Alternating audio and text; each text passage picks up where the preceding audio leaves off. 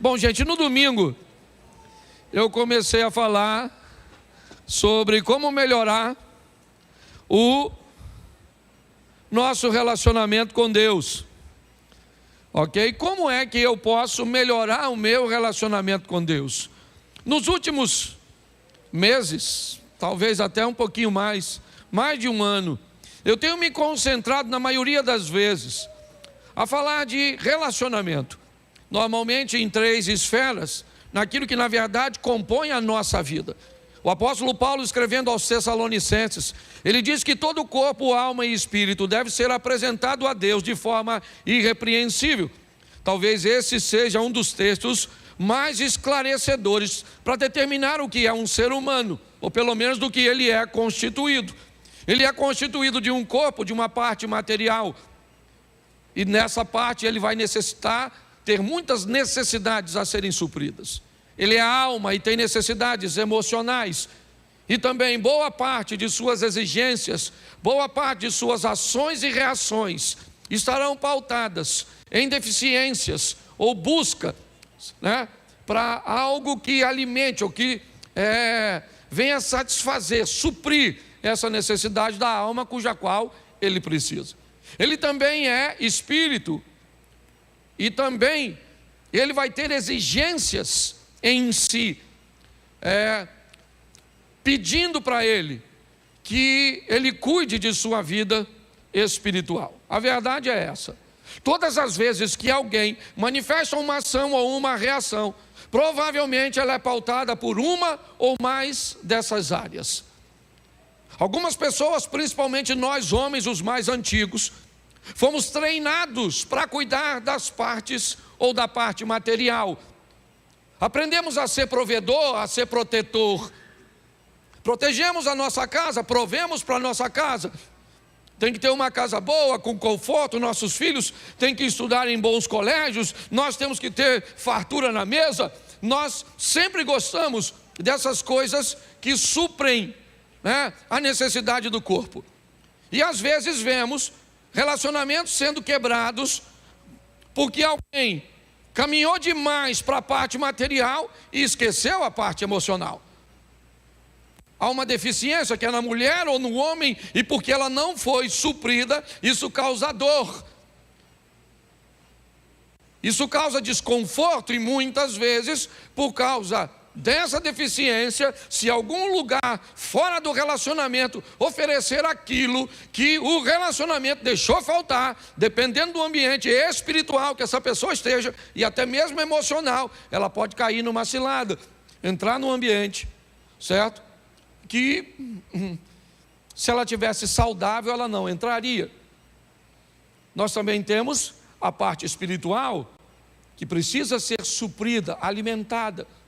Eu já vi gente alimentar demais e suprir demais a parte espiritual de seus filhos e netos, mas esqueceram que ele precisava de um tênis legal, de uma roupinha legal, de alguma coisa que a sociedade tinha e que ele não tinha. Então ele caminhou muitas vezes, por uma maneira fácil de conseguir tudo isso. E apesar de ter alguém orando por ele, tá certo? Alguém intercedendo por ele, alguém provavelmente acabou esquecendo que além de espiritual, ele também tinha uma parte material. Então é muito importante que nós venhamos olhar para a nossa vida e entender nossos filhos, quando eles estiverem falando, meu filho tem tudo. O que é tudo? O que é tudo para você? Tudo é um quarto, é uma televisão, é um smartphone, é um colégio, é um tênis, é comida, é isso? Bom, isso basicamente você está me dizendo que você alimentou bem a parte material e física. Mas a minha pergunta é, o que você fez com a parte emocional, com as brincadeiras, com a proximidade, com os limites, com o relacionamento? Não, você não tem tempo para isso. Beleza, tá certo. Só que você tem que ter consciência de que você deixou em falta. Então, quando você vê esse menino perdido, não diga que você deu tudo. Diga que você só tinha tempo para atender a demanda de uma das partes. Ok? Isso serve para seu casamento, isso serve, certo? Para a sua vida. Por quê? Porque num todo você vai estar nela. seu corpo, sua alma e seu espírito. Então entenda que você precisa orar, você precisa jejuar, você precisa ler a Bíblia, você precisa meditar, você precisa se relacionar com gente que está na mesma busca e nesse mesmo ambiente espiritual, é verdade.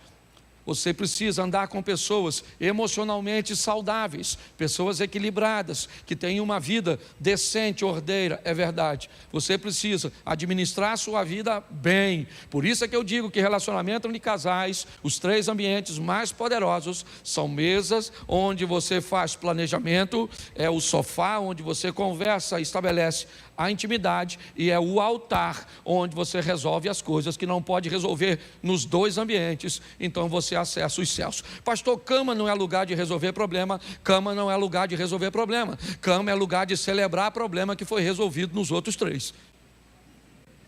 Resolveu na mesa, cama. Resolveu no sofá, cama. Resolveu no altar, cama. Pastor, até depois de oração, cama. Os anjos dando cobertura e torcendo para tu, pega, pega, pega. E o Satanás ao redor falando, falha, falha, falha. A guerra sempre vai existir, ok? Então, pautado nisso, ok? Eu gostaria de me concentrar. Eu até me perdi, devia ter nada a falar disso, meu Deus do céu. Estamos recebendo a visita, deixa eu consertar. Estamos recebendo a visita, quase que eu deixei ele pregar, mas se eu soubesse que eu ia falar isso, né? Eliel, fica de pé, ele é um parceiro aí do nosso ministério, está sempre conosco, um pregador extraordinário, que você aplaudisse, ele está com o seu pastor, fique de pé também, pastor. Sejam muito bem-vindos, amém? Glória a Deus, muito obrigado. Isso, deleta. Fica com a... Tá certo?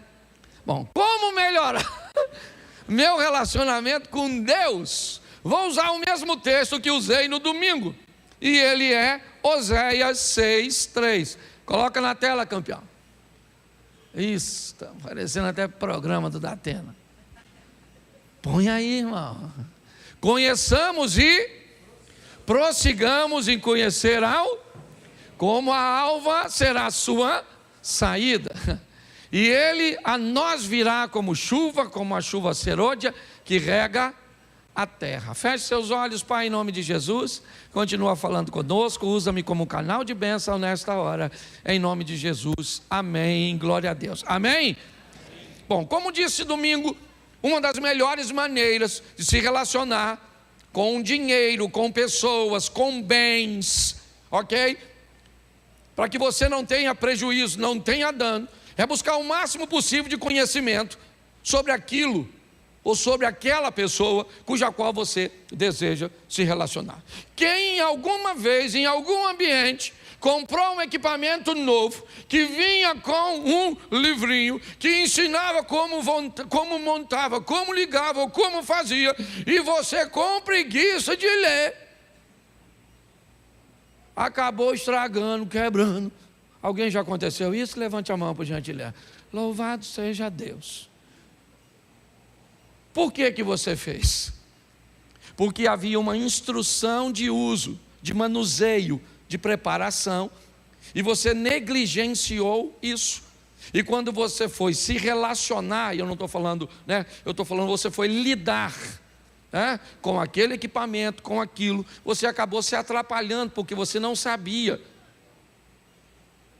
Hoje, por exemplo, eu precisei pegar um equipamento lá no sítio que há muito tempo nós não usávamos e ele não funcionava, ele estava fraco, ele não funcionava. Aí eu precisei comprar algo lá fora. E aí quando eu cheguei lá, eu tirei a foto, e aí o rapaz falou assim: o senhor está ligando ele em 110 ou 220? Aí eu falei: eu estou ligando em 110. Ele falou: mas ele é 220. Então por isso que não estava funcionando. Então o equipamento estava bonzinho, mas tinha um jumento tentando usar o equipamento e não funcionou.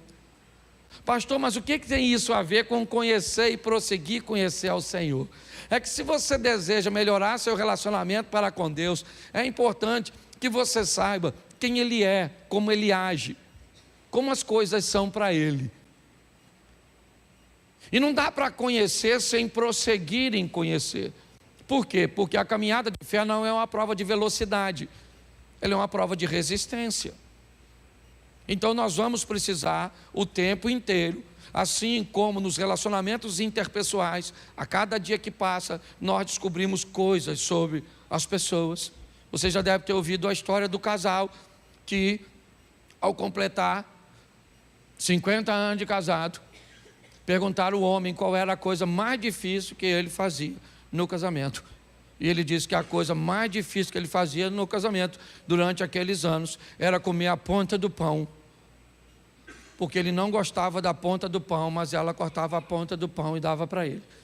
E perguntaram para ela qual era a coisa mais difícil, né, nos 50 anos de casado, e ela disse que era abrir mão da ponta do pão para dar para ele, porque ela amava a ponta do pão. Tá certo? Então, se você não conhece, você vai ter sérios problemas. De tanto eu ouvir algumas besteiras, eu separei a segunda parte, certo, dessa mensagem, como melhorar meu relacionamento com Deus, para falar um pouquinho sobre salvação. Eu tenho aprendido que na comunicação, o que importa não é o que você fala, mas o que o outro entendeu o que você quis dizer. E mais importante do que o que você diz é a maneira que você diz. Já faz muito tempo que eu me concentro em comunicação, em como tornar acessível aquilo que eu falo. Às vezes eu posso até parecer simples demais e ser rotulado como simplista, como alguém que se comporta como ingênuo ou que trata o ouvinte como ingênuo, a ponto de se tornar ofensivo. Meu desejo nunca foi esse. Mas eu sempre aprendi que se eu facilitar o entendimento, eu consigo alcançar a maioria das pessoas. Hoje eu vejo pessoas dizendo coisas extraordinárias, teologias impecáveis, instruções fantásticas, mas eles não conseguem ser ouvidos, porque eles falam a coisa certa da maneira errada.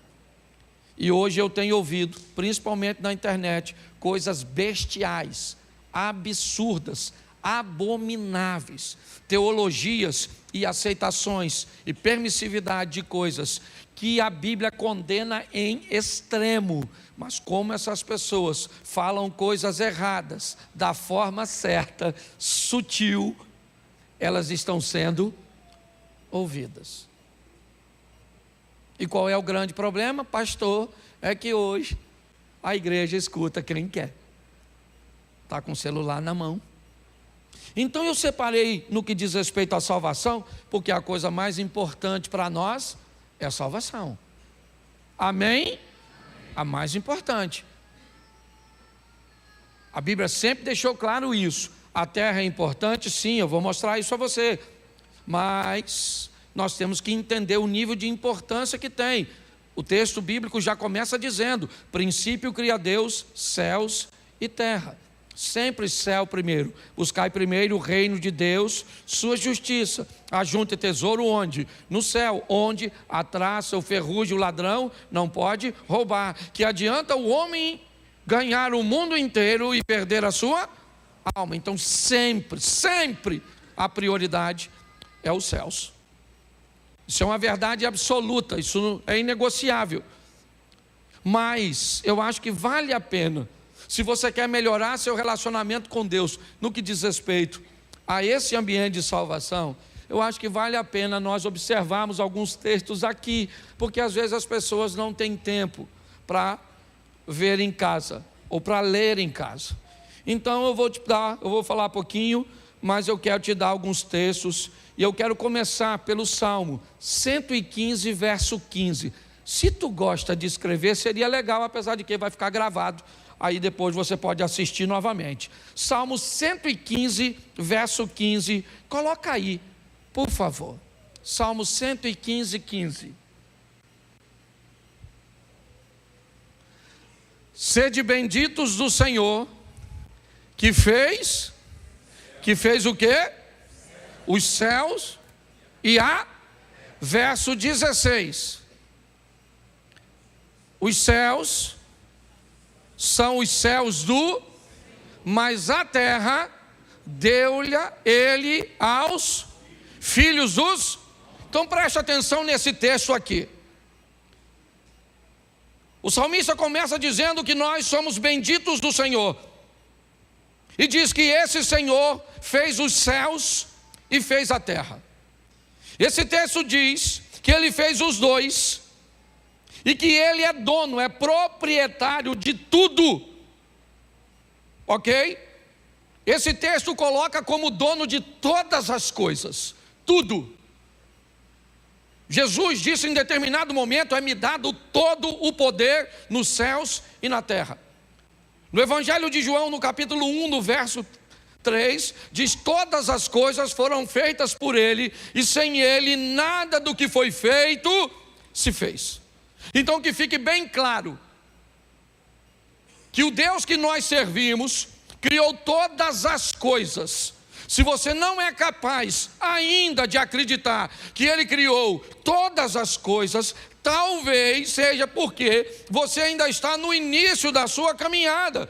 Você ainda está se adaptando e conhecendo, não tem problema, conhecer e prosseguir em conhecer. Mas se seu relacionamento já é antigo e há algumas ressalvas na sua mente de que ele não é dono de tudo, de que ele não criou todas as coisas, isso me parece que estabelece uma deficiência na sua conversão, ou pelo menos no seu relacionamento para com Deus.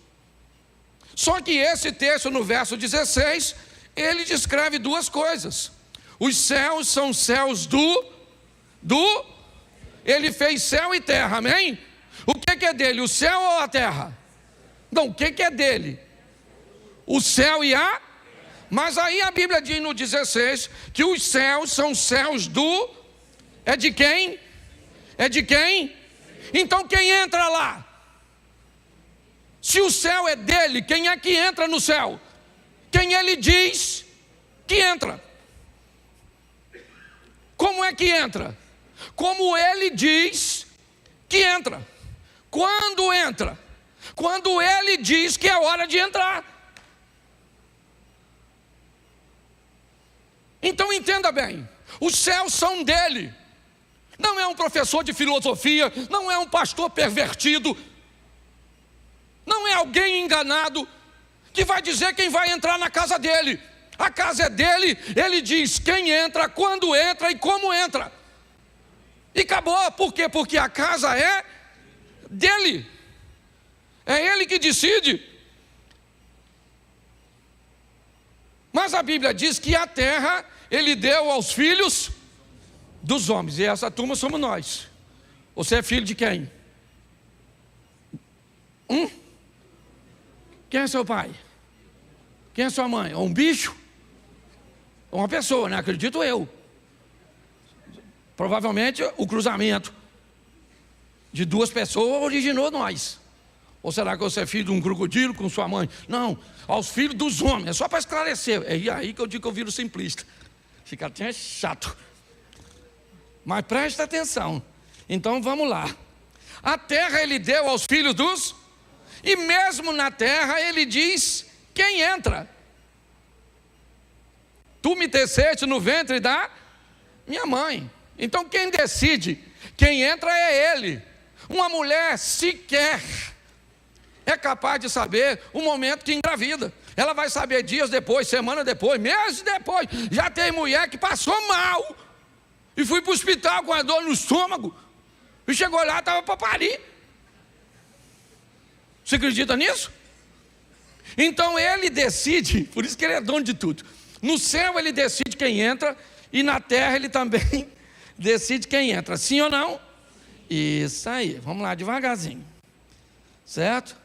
Na terra ele decide como entra, sim ou não? Como é que entra na terra? Deixa eu ver se você está me acompanhando. Nascendo.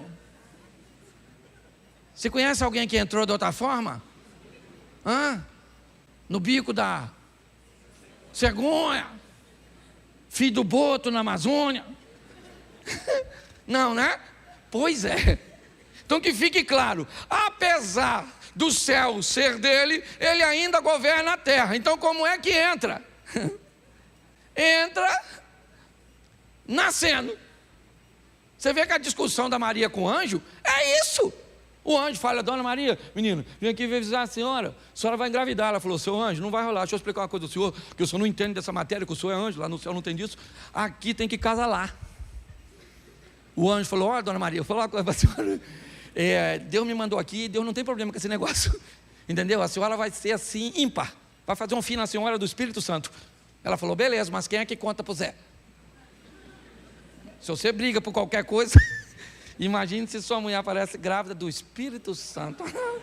Rapaz, a Maria da Penha ia aparecer lá com força. Tá certo? Então que fique claro isso. Tá certo? Na terra, quem decide como entra é? Fala assim, ele. Isso. Quem decide quando entra é? Quem decide como vive é? Não, aí eu sei. O tal do livre-arbítrio. Então na hora de viver, por isso que a Bíblia diz, a terra ele deu aos filhos dos... Então quem vai viver na... Se você quiser beber, você bebe? Sim ou não? Fumar, você fuma ou não fuma? Dá um estequinho, fazer uma trilhazinha. Se a senhora quiser ter 3 homens, 4 homens, não via a dona Samaritana? Quase um furor uterino. Porque a terra ele deu aos filhos dos... E você tem o direito de viver do jeito que você... Isso, fala para quem está do seu lado, você tem o direito de viver do jeito que você quiser. Porque é o homem que decide. Ele decide como vive, sim ou não? Ele decide como entra? Ele decide quando entra? Não! Ele pode até fazer amor, tem intimidade, mas é Deus que fala, é hoje. Se Deus não falar, já era. Mas presta atenção nisso que vai piorar.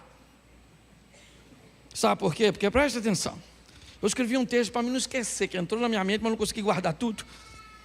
Aí eu escrevi assim: as pessoas não acham estranho os protocolos de exigências para entrar em alguns lugares, como banco, aeroportos, processo de imigração. Ninguém acha estranho. O senhor está sem camisa, não pode entrar no banco. O senhor vai embarcar numa aeronave, não pode portar esses tipos de objetos. Você vai entrar num país, não pode entrar com determinadas coisas. Alguém acha estranho isso, sim ou não? Não. Porém, quando o assunto é entrar na casa de Deus, o céu, as pessoas acham que Deus não tem o direito de decidir quem entra. E pior, sabe quem discute isso? Até quem não acredita que ele existe.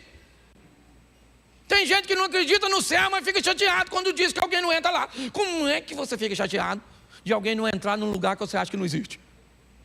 É muito louco. É muito esquisito. Mas tudo bem, não vim aqui discutir isso. Então eu quero perguntar uma coisa a você. Primeiro, deixa eu afirmar aqui. Nesse assunto, entrar na casa de Deus, a opinião dos outros não é relevante. Porque eu decido quem entra na minha, você decide quem entra na, e ele decide quem entra na, isso aí. E aí, ele diz assim: ficarão de fora. Quem ficarão de fora? Quem ele falou que não vai entrar. Mas eu não concordo. Nossa, quem é você na fila do pão para não concordar? A casa é sua? Sim ou não? Não, a casa é de quem? Então ele diz quem entra e quem não entra. Se tu gosta ou tu não gosta. Se o outro diz, isso vai dar uma confusão na porta do inferno, Eliezer. Vai dar, você pode ter certeza. Quem falou que ia encontrando com quem disse, os dois não entrou. Nossa, você aqui? Caraca, você falou que é isso, rapaz, eu vim por sua causa. E o outro diz, cala a boca que eu também vim. Isso, e o diabo chegando e falando, calma gente, calma, sem discussão, vamos entrar. Trouxeram uma roupinha fresquinha? Isso. Temos bastante tempo para discutir esse assunto lá dentro.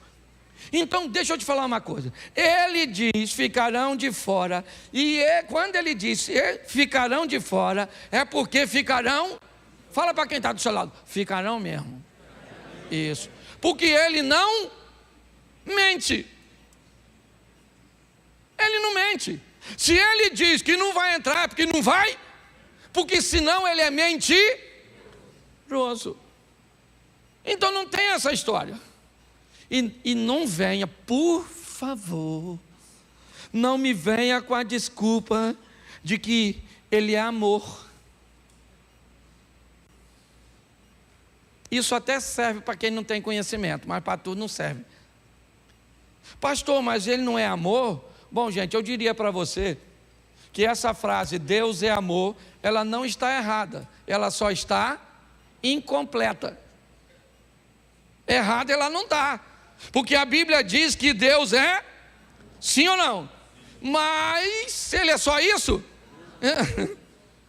Ele é amor, mas ele também é justiça? Ele também é misericordioso ou misericórdia, sim ou não? Ele é fogo consumidor? Então pare de dizer que ele é só uma coisa. Você tem que conhecê-lo. Ele deu uma listazinha de uma turma que vai ficar de fora. Mas fica tranquilo, porque primeiro, ele não tem um inocente para o culpado, então não adianta ninguém testemunhar contra você. Fique tranquilo, porque ele é onisciente, ele é onipresente, então ele não precisa de testemunha. Esse dia o cara entrou, falou, pastor, larguei minha mulher e tinha que largar, e Deus é minha testemunha, o que o senhor acha? Eu falei, se Deus é sua testemunha, eu vou fazer parte da promotoria? Você é louco, rapaz? Você discute lá no final do tribunal lá. Eu vou aqui, Deus é tua testemunha e eu estou lá, conta a Deus. Você é louco. Eu fico quieto. Mas uma coisa eu aprendi. Ele estava bem lá quando você estava brigando com o seu marido. Ele estava bem lá quando você estava fazendo fofoca. Ele estava bem lá quando você não paga os outros. Ele estava lá quando você estava vendo pornografia. Por isso que eu falo, quando você for fazer algo de errado, normalmente como é que a gente faz? Faz assim, ó.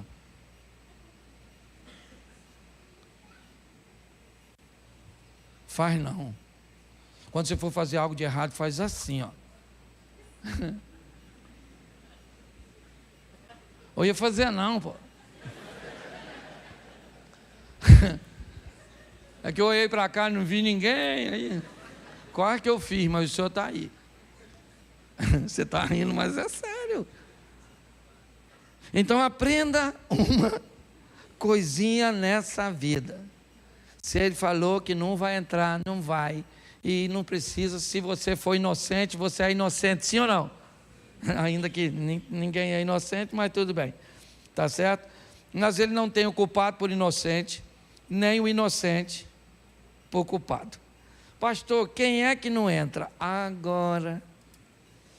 Pastor, o senhor pensa assim, não interessa o que eu penso, não é para entrar na minha casa? Se for para entrar na minha casa, é como eu penso. Mas é para entrar na casa dele, então só estou falando o que ele falou. Se você não concorda, discute com ele. Eu vou entrar nesse céu. Aí. Então, manda bala. Primeira carta do apóstolo Paulo aos Coríntios, capítulo 6, verso 10. Toma, crente. Não erreis, nem os devassos, nem os idólatras, nem os adúlteros, nem os efeminados, nem os sodomitas, nem os ladrões, nem os avarentos. Sobrou alguém? Já lascou quase nós, tudo. Nem os bêbados, nem os fofoqueiros maldizentes, nem os roubadores herdarão o reino de... Vou ler de novo. Devassos. Vou nem explicar. Tirar foto e depois ver. Que a minha maneira de explicar é horrorosa. Tá bom? Devassos. Tem gente que nem sabe o que é isso. Às vezes é e nem sabe. Devasso, devasso, devasso. Será que devassa é alguém que deve pra caramba?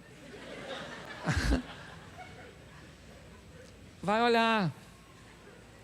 Nem os idólatras. Tem gente que é tão ignorante que durante as eleições dizia que havia idolatria a favor do Lula e a favor do Bolsonaro. O que indica que a besta que falou isso não sabe nem o que é um idólatra.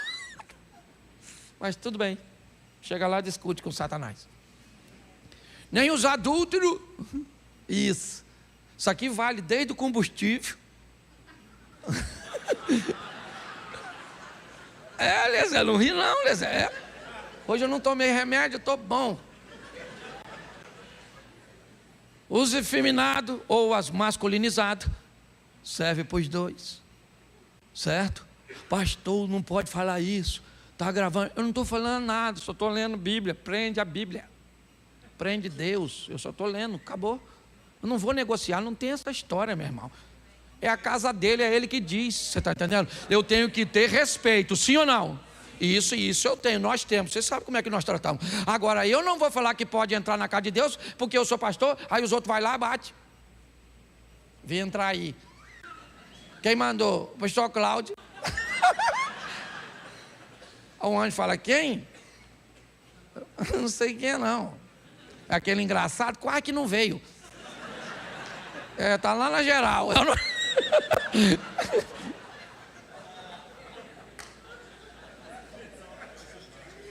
Ô, gente, o assunto é sério. Meu irmão, tem gente brincando com esse troço. Está lá, ó. Nem os sodomitas, vai lá ver. Não moro em Sodoma. Beleza. Nem os ladrões. Isso. Nem os avarentos. Nem os bêbados. Nem os maldizentes.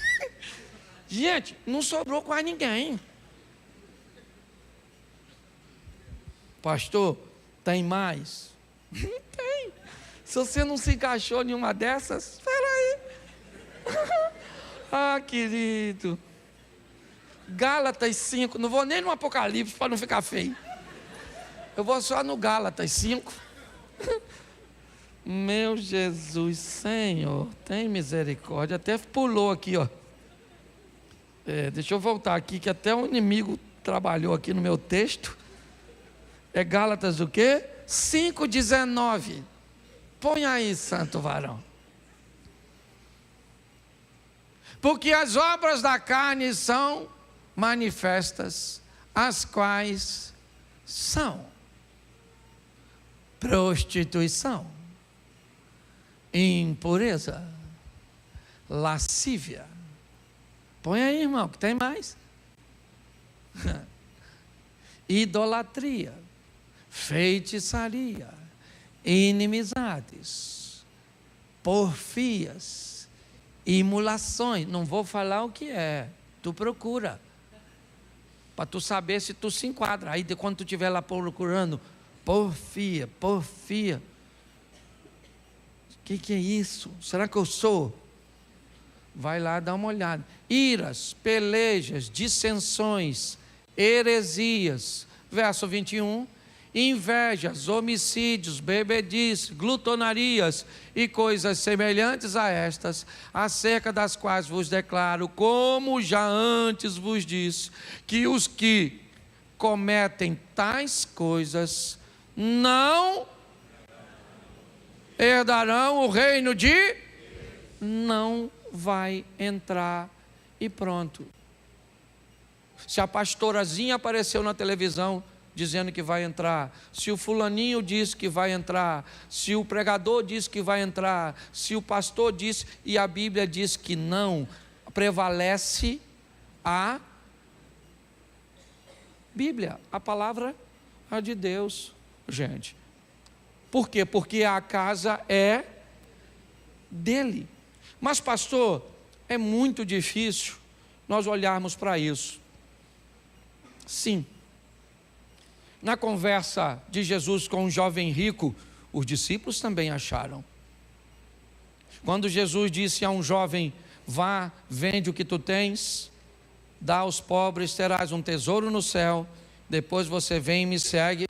A pergunta dos discípulos foi o quê? Senhor, quão difícil ou impossível é herdar o reino de Deus? E Jesus diz: é impossível mesmo. É impossível ao homem, mas o que é impossível ao homem é possível porque a casa é dele. É importante. Pastor, então eu preciso merecer para entrar lá? Não. Não é por meritocracia. É importante nós entendermos que o que Deus pede de nós é uma mudança de vida, é estabelecer ou entrar num processo que Ele estabeleceu. E daí eu ia usar 2 textos, mas já falaram 2 vezes sobre a minha mensagem aqui, que foi o gadareno. Tem algum gadareno aqui hoje? Porque foi... Mas olha que 2 pessoas improváveis Jesus escolheu para ser missionário. Olha só que coisa estranha. Só para você refletir. João 4,18. Coloca na tela. Preste atenção. João 4,18. Porque tiveste o quê? O quê? Isso. E o que agora não é isso. Preste atenção que Jesus mexe em 2 áreas desta mulher. Tiveste 5 maridos. Essa frase está no passado, presente e o futuro. Ela está no... E o que tens agora não é? Essa frase está no... Isso. Passado e presente desta mulher não é nada agradável, é vergonhoso. Fez com que ela caminhasse sozinha, fez que sua reputação não fosse das melhores. Dificilmente um de nós gostaríamos de ser visto ao lado dessa mulher. Ela queimaria o nosso filme. Qualquer pessoa poderia dizer que nós nem somos crentes, porque estamos andando com esse tipo de companhia. Pois é. Mas Jesus marca um encontro com ela sem saber, ou sem que ela soubesse. Manda seus 12 discípulos ir a Samaria para buscar comida, e provavelmente com a intenção de que eles fossem evangelizar alguém. Jesus encontra com esta mulher com uma vida que, segundo os parâmetros dele, ela não entra no reino dos céus, porque ela tem uma série de coisas, cujas quais nós já lemos. E Jesus diz: você já teve e você tem. Sua vida passada é ruim e sua vida presente não é boa, mas eu entrei aqui porque eu quero levar você para um futuro que é oposto ao seu passado e o seu presente. Você tem vergonha do seu passado? Legal, mas ele é passado, ele não matou você. Você tem vergonha do seu presente? Pode ter, porque talvez hoje você esteja fazendo uma série de coisas, mas a minha pergunta é: o que você deseja ter sobre o seu futuro? Preste atenção, essa mulher vai embora, deixando o cântaro para trás, o que sinaliza que ela volta. Ela foi o quê? Buscar uma água, mas ganhou outra. E pasme você, os discípulos chegam trazendo a comida. E quantas pessoas para ouvir Jesus? Nenhuma. Essa mulher vai à cidade, encontra homens e diz: eu encontrei o Messias. Ô minha senhora, fala sério. Pô, mais um homem. E provavelmente a vida está dizendo para ela: ele não é mais um homem, ele é o homem. Aliás, ele é o 7º homem. Ele é o homem perfeito. Ele não quer seu corpo, ele quer sua alma. Você consegue entender? E ela agora volta para a cidade. Eu imagino Jesus olhando por discípulo, comendo porque é crente. E ele tinha dito que o momento estava propício para a colheita. Quem é que vem? A evangelista, aquela que estava na pista, a dona dos 5 que pegou 6. Vem ela agora, assim de homem atrás dela. E ela chega e diz: olha, aquele lá, o chefe dos crentes, ó, o Messias. Preste atenção. Quando a Bíblia diz que não entra, não entra. Mas você pode ter um passado ruim, ter um presente duvidoso, mas você pode ter um futuro extraordinário. Porque há duas vidas, uma quando ele, antes dele.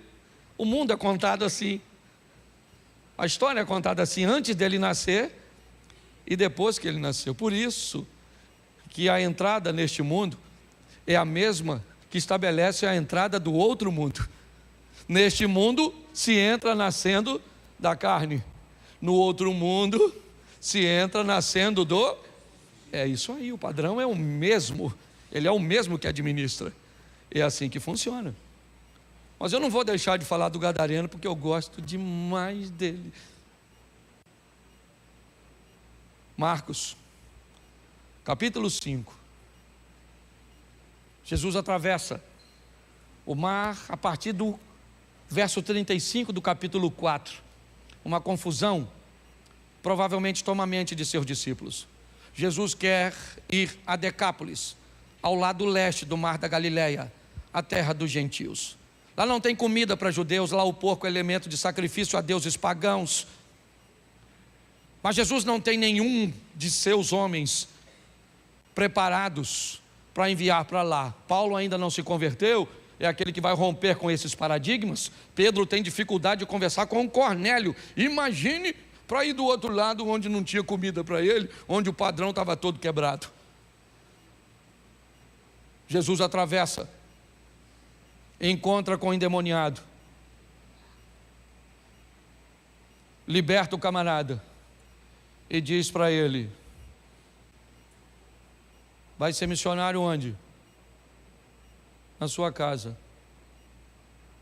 Vai para casa agora. Vai para casa vestido, porque você saiu de lá pelado. Vai para casa liberto, porque você saiu de lá oprimido. Vai para casa viver com os vivos, porque até o presente momento você estava vivendo como morto. Ninguém te matou até hoje, porque era para ter te matado se atacando os outros, a família dos outros, no ambiente que você vive. Ninguém te matou porque eu tinha um projeto na sua vida. Seu passado é bem ruim, seu presente também não é muito animador, tem demônio de sobra, mas seu futuro é extraordinário. 2 anos e meio aproximadamente depois, Jesus volta a Decápolis, por termos de Tiro e de Sidom. Marcos 7, a partir do verso, finalzinho do verso, dos versículos. Ele entra em Decápolis, a terra dos gentios, por Tiro e Sidom. Lá vai acontecer a segunda multiplicação dos pães. Preste atenção nisso. Quando Jesus aparece para fazer a segunda multiplicação dos pães, tem mais de 4.000 homens, sem falar mulheres e crianças, para ouvir Jesus. E eu pergunto a você: quem é que Jesus deixou lá para pregar a palavra de Deus? Aquele camarada que ninguém dava nada por ele. Passado dele ruim, sim ou não? O presente dele estava bem bagunçado, sim ou não? Mas o futuro dele foi extraordinário. Não se deixe enganar. Deus não se deixa escarnecer. Tudo que o homem semear, isso também ceifará. Você não escolhe como entra, você não escolhe quando entra neste mundo, mas você escolhe como vive. A decisão é sua. Não importa se um famoso aparece, se um camarada sem dinheiro ou se um milionário se converte.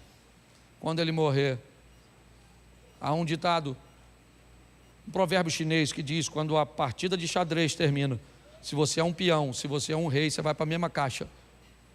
É assim que funciona. Não brinque com Deus. Vamos viver uma vida íntegra, olhando lá quem não entra e fazendo o oposto, para que nós possamos entrar. Pastor, mas ainda vai sobrar alguns resíduos? Talvez sim. Algumas falhas nós ainda vamos ficar.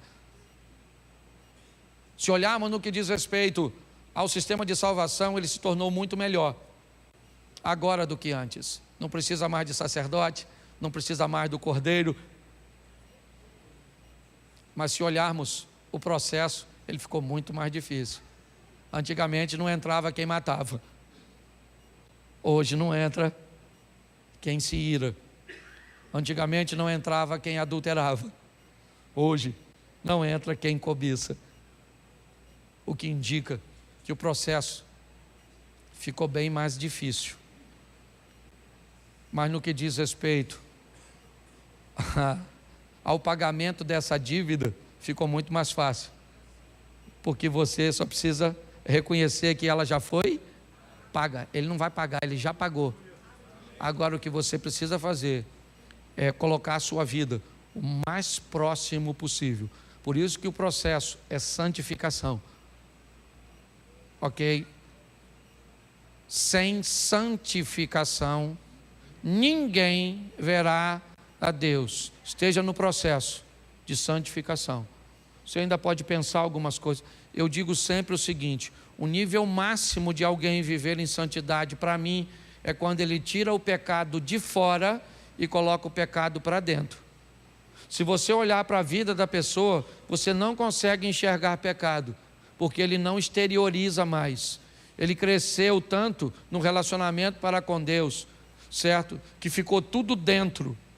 Ele continua pecando, sim ou não? Sim, porque todos pecaram e destituídos estão da glória de Deus. Se Deus diz que todos pecaram, Ele não mente, então todos pecaram. Mas o pecado está lá dentro, ok? Você tem vontade de fazer, mas não faz, mas você tem vontade. E isso por si só, em algumas áreas, é pecado e te afastaria. Se você olhar algumas coisas depois, aí naquela lista que eu te mostrei, você vai encontrar algumas que não são ações diretas, são desejos. Essa é a grande verdade. Então eu não podia deixar, tá? Porque eu estou cansado de ver na internet a pessoa bem arrumadinha, com um cenáriozinho atrás, dizendo que na casa de Deus vai entrar todo mundo porque Ele é amor. Não vai entrar. Vai entrar quem Ele disse que entra, e Ele deixou bem claro isso. Eu sei de uma coisa: eu vou entrar, tu vai? Ah, pastor, o senhor merece? Eu não mereço, mas eu estou agarrado lá. Senhor, me ajuda, me ajuda, me ajuda, me ajuda. Tem misericórdia da minha vida. Tem misericórdia. Não sou melhor que ninguém, mas também sou pior que ninguém não. Então eu queria que você ficasse de pé e falasse para quem está assim: nós vamos nos encontrar lá? Fala assim: não sei, você vai?